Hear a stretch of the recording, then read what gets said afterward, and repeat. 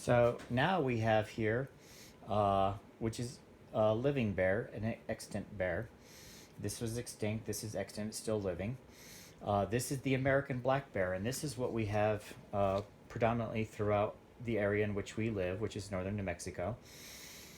You can see in comparison how large this short-faced bear, and because we think of the American black bear as being fairly large, but by comparison, you can see didn't have anywhere near the size and power of the short-faced bear. But again, quickly going over the anatomy, we have the frontal bone, we have the eye, the orbit, the post-orbital process, we have the nasal bones, there's two up here, then we have the premaxilla, then we have the maxilla. This is the zygomatic bone, and we can see here the suture, the little line through here, the suture, and this is the temporal bone, which comes back down in here and all through this area. Here we can clearly see the external auditory meatus.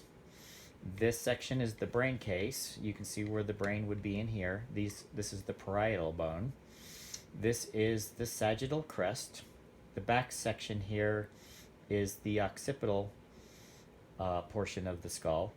And to kind of give you a hint and a dead giveaway that they were quadrupeds, the vertebrae connected to the back of the skull, we can see the opening through here. So that's where the atlas and the axis, the cervical vertebrae, would connect to the back of the skull.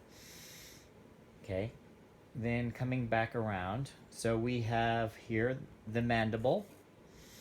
The top portion of the mandible is the coronoid process. The back section here that connects and forms the hinge joint is the condyloid process.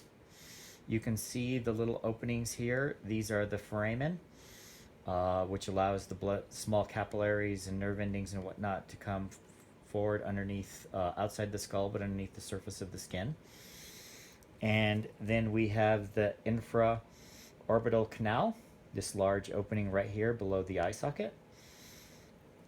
All right, and then we can now see very clearly the teeth. So we have here the incisors, the large canine.